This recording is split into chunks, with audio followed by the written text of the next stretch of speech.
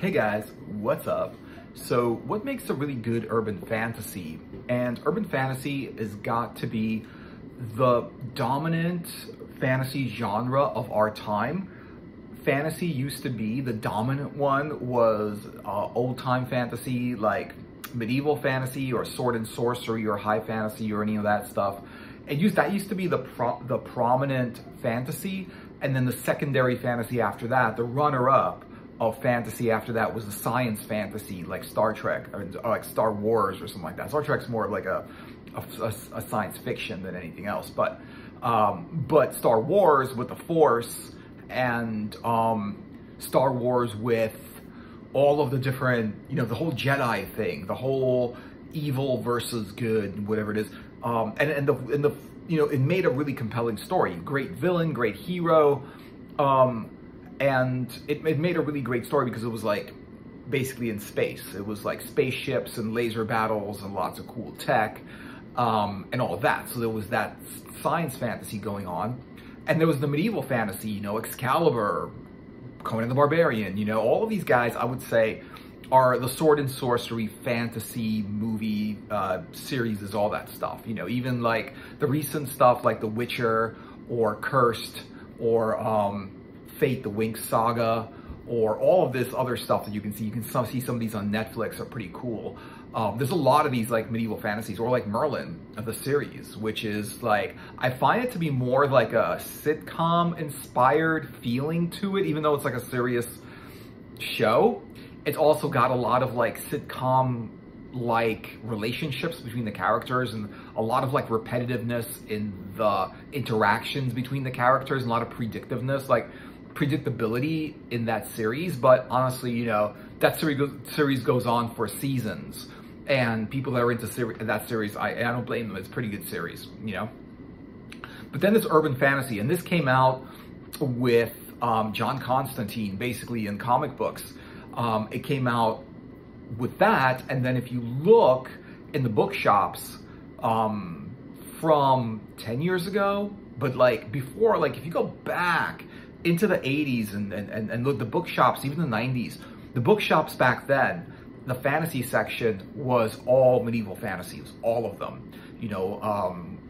The Wheel of Time, Piers Anthony, Michael Whelan illustrations on the covers, all of these amazing, cool fantasy, or they were sci-fi, they happen in space, they happen in the future. Dune is also a science fantasy, in my opinion. They have fantasy elements, like the whole Cuidance Haderach kind of like thing, the Water of Life. They don't really explain that scientifically. It's more of they don't really tell you how it works. There's a lot of magic. How did that guy become a messiah? Well, it's sort of like that hero story that is prevalent in fantasy adventures, where somebody starts off a kid and becomes a hero. It's sort of like King Arthur did that, right? Didn't he? He started a squire and he pulled Excalibur from the stone and became a king.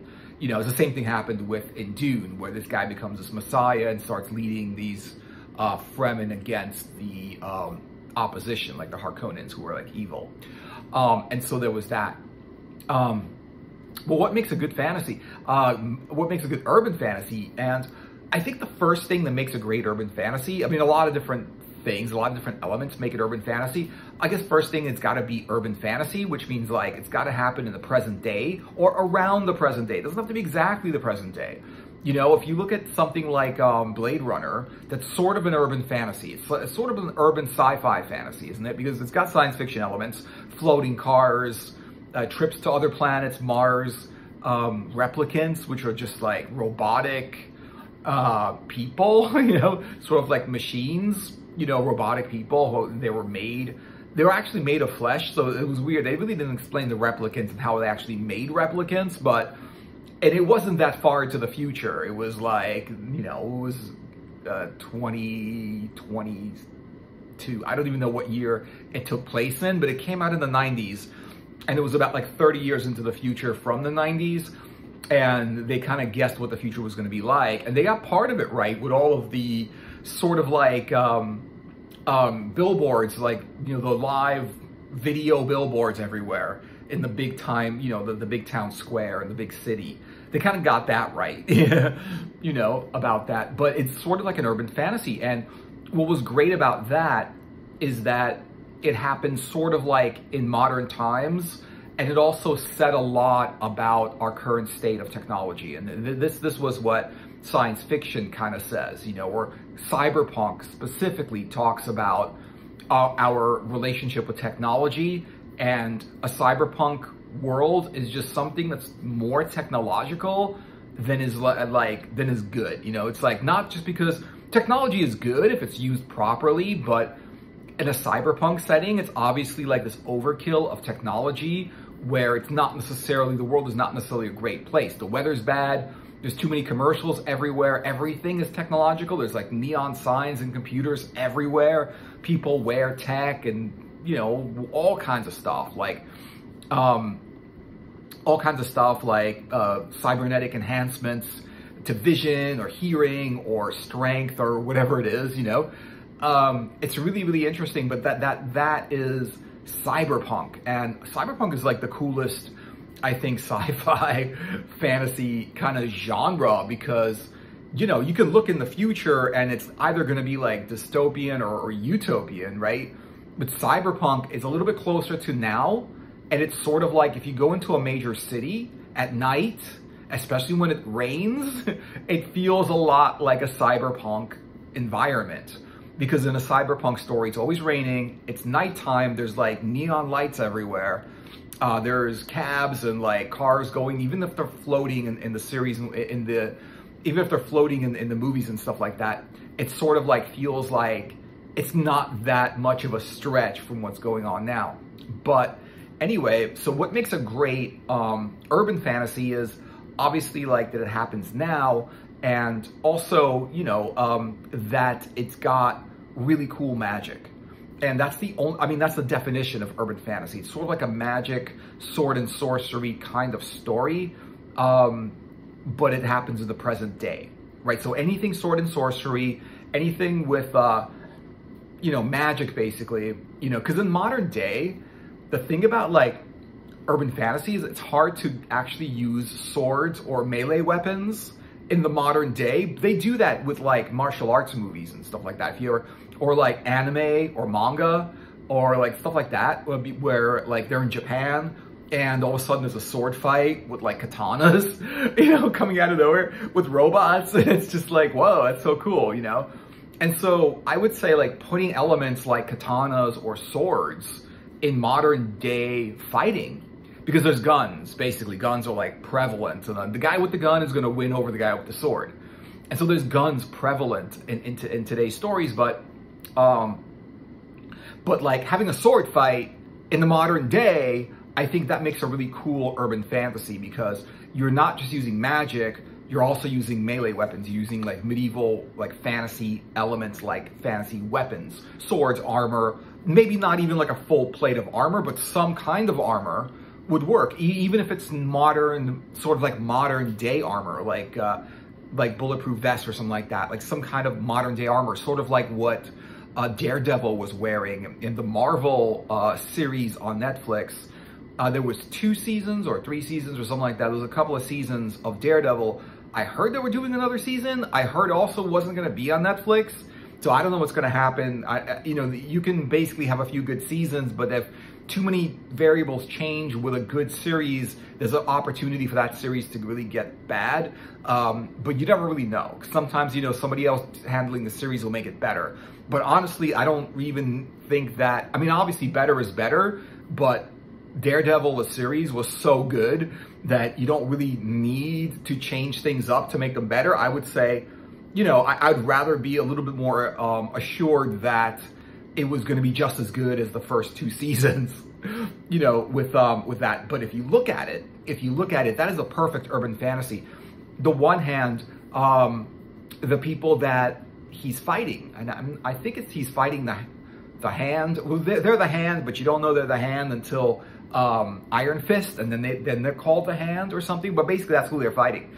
They're basically fighting these ninja, assassin, magician, wizards, immortal, powerful people which is just so urban fantasy, you know? It's like with that Eastern mysticism coming out with ninjas and stuff like that. And then martial arts, karate, kung fu, ninjutsu, you know, you got that going. And obviously, and then what you had with Daredevil was he's a trained boxer because his father was a boxer. And so he fights like that. But he's got to take down ninjas, you know, and he can do it because he's a superhero, but it's not like he's got superpowers other than his awareness that he can kind of see everything, even though he's blind. He's got this heightened awareness, so he can tell where everything is, and he can hear a heartbeat or how something smells, or he can tell by hearing the wind that something makes, what its position is. It's like he's got this super awareness, even though he's blind. But what's cool about that is it's a great urban fantasy, and urban fantasies like that are amazing because they're doing the modern day. So what happens when you have a sword fight with magic in a factory in the modern day is you inevitably, like, alarms start to sound and police start to get called, and now you got like police coming at you with guns drawn, you know, and he's got to sort of like, and he's a good guy, so he's just got to get out of there at this point, you know, but the police are just always gonna, because it's, you know, being a vigilante is against the law, the police are gonna try to like uphold the law and stop whatever fight's happening. So that's when it kind of breaks up and he splits and like the bad guys kind of split and stuff like that happens. So they're in today's world where, like, if you're in a medieval fantasy situation, you draw a sword, okay, maybe in a real town, in a city, whatever it is, it was illegal in the past, even in medieval times, to draw your sword or duel in public, in the middle of a town square, whatever it is, you know. But the thing is, you know, in the modern day, it's really illegal. Like, you really, like, in the past, I guess you can get away with it, drawing swords, because people walked around with swords. You know, nowadays, you can't actually walk around with a sword. I mean, look, what do you call it? Used to walk around with swords. Samurai, it was within the law for samurai, and samurai actually had to walk around with swords, according to what I heard.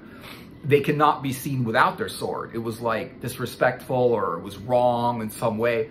I don't know, like, if it was like a big deal, but it was wrong or something for samurais to be without their swords. And so, like, walking around with a sword, you can't do that nowadays. So it's sort of that integration with how does a fantasy story play out in the modern day? You know, so you got the modern settings, you've got modern buildings, you've got modern people with modern jobs, you've got modern vehicles.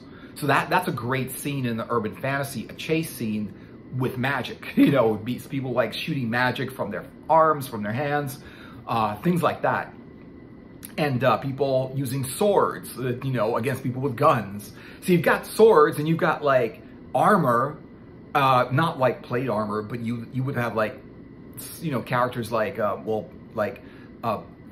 would have Daredevil having, he had a suit made of armor for him, and he wore armor and stuff like that. And this armor even could kind of stop a bullet. It actually did stop a bullet, and he was saved a couple times. He was shot at with his armor, and the bullet would have penetrated his body if it wasn't for the armor, so it saved him. And so that was actually cool. So it's a sort of like a blending of modern technology with medieval, like, aesthetics. You know, it could be a sword, but it's a modern day sword, right? It's sort of like what they did with Star Wars, right? It's sort of like, it's a sword, but it's a lightsaber. You know, they used a fantasy element aesthetic, the form of a sword, but with the technology of a laser weapon, or a light energy weapon, you know, so it was like a lightsaber. The thing is, that lightsaber looks like super dangerous, because if you just like click the thing, that light comes out, that'll just like, you know, destroy anything.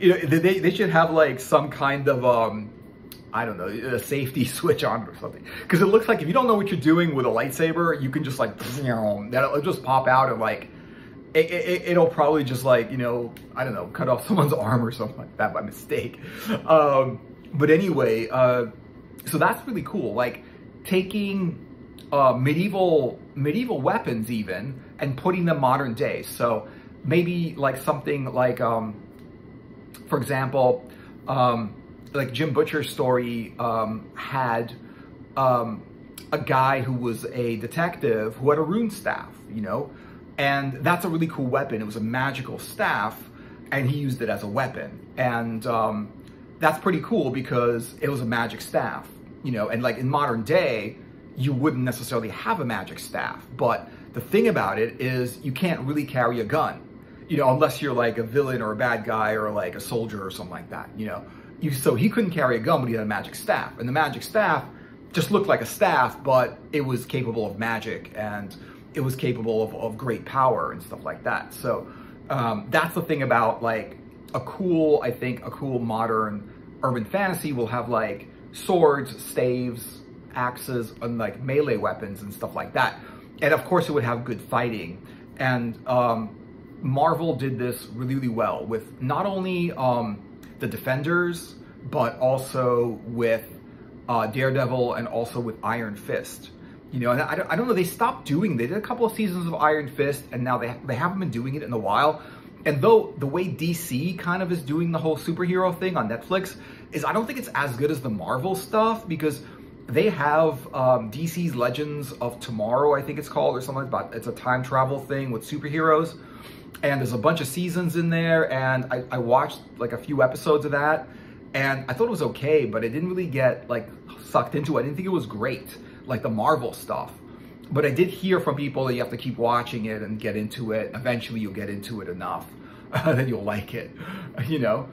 And so, I don't know, just the way DC was doing that, like DC's Supergirl, I think, maybe it's good, but I only saw a couple of episodes. If it doesn't like get you like sucked in right away, it's really hard to stay with it. But some series, it takes a while for those series to get good sometimes, you know? Other times series are great, like Winona Earp, which is a great urban fantasy because it's a modern day Wild West town with a Western setting, but it's not just, and this is what I think is also a good urban fantasy, it's not just a modern day fantasy, it's also a blend of that with another genre. Okay, so if you did look at Iron Fist, there was a lot of martial arts in that. Or if you looked at like, you know, The Punisher, or if you looked at Daredevil, there's also superhero elements in that, you know? And so that's the thing about that. But if you looked at something like Winona Earp, that is a perfect urban fantasy. Like they really did a great job. And I think there's 3 seasons now, or 4 seasons, or whatever it is. I think they're making another one. I don't even know if they're making any more. They should make more, because Winona Earp is great, and it should just go on indefinitely because it's such a great series. And Winona Earp was perfect because they used the Western genre together with the urban fantasy genre. They blended the two, and it works great because no one's ever done that before. And they did it, and they really hit it out of the park with that. The only other movie I ever saw with that was Wild Wild West, which was sort of a steampunk Western genre with a sort of like an urban fantasy. It was more like, it wasn't a lot of magic in Wild Wild West, it was a lot of steampunk and sci-fi and steampunk sort of elements with contraptions and weird inventions and weird weapons and weird vehicles and things like that that were like, they looked like they were invented by weird inventors, and it looked a lot like, sort of like just these machinery things. It was more like a sci-fi, steampunk kind of like thing. But with like Winona Earp, it was awesome because it was just constant action. And definitely, of course, like, any movie's got to have constant action if you want that movie to be good.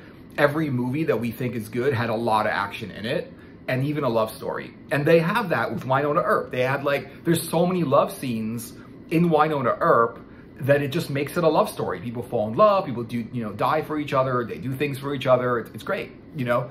And so like, but something like that where you're blending the Wild West, but doing it in an urban fantasy kind of way where you have people that lived all the way back in the 1800s Wild West that are alive today, right? They're immortal in some way, that whether it's a magic ring or they're a vampire, whatever it is, they're immortal, or they're a witch that lives for a long time or forever, or they're immortal, you know?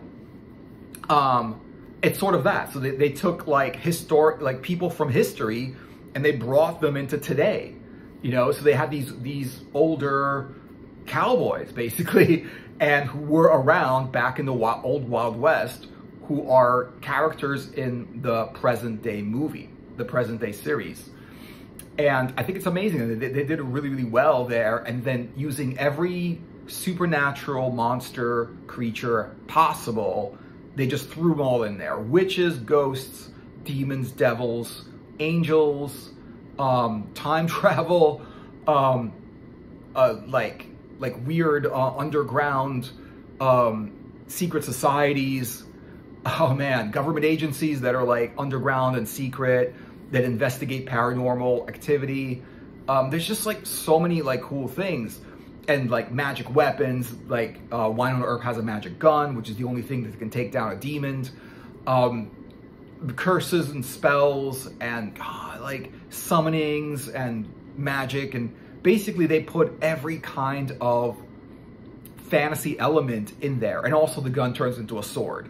And they did imply that the gun, the sword that the gun turns into could be, because the sword went into a stone, could be Excalibur itself. So the gun, so they kind of implied that her gun, Winona Earp's gun, Peacemaker, that can take down demons, is actually Stormbringer. That was actually, King Arthur's sword, Excalibur.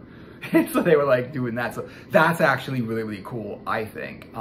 Obviously, you want to have a great story. Obviously, a love story, and those things are just amazing. I think that any movie, any book, any story at all is way better with a good love story in it. And if you look at your favorite movies, I bet you anything, it's got a little love story in there, and that's why you think it's good. Conan the Barbarian had a love story in there. You know, she died for him, he would die for her. It was just amazing. You know, there was a love story there. And so, yeah. And so, like, you know, take every fantasy element, put it together, and really take it seriously and make a great movie or make a great series or whatever it is. I really think those elements would make a great, urban fantasy. And I think urban fantasy has a lot more to show. We've done a lot with medieval fantasy and old high fantasy and sword and sorcery, but they're just now doing a lot of urban fantasy, and I think we're going to see a lot of more really good urban fantasy coming out. And I think anyone that likes fantasy should check out urban fantasy because it's really, really awesome. So thanks for watching, guys. I hope you enjoyed the video. Let me know what you're thinking in the comments. Like and subscribe and turn on notifications so you know when I'm making a video. I make them all the time. Check out my other videos and share this one with a friend. And yeah, thanks for watching, and I'll see you guys in another video later.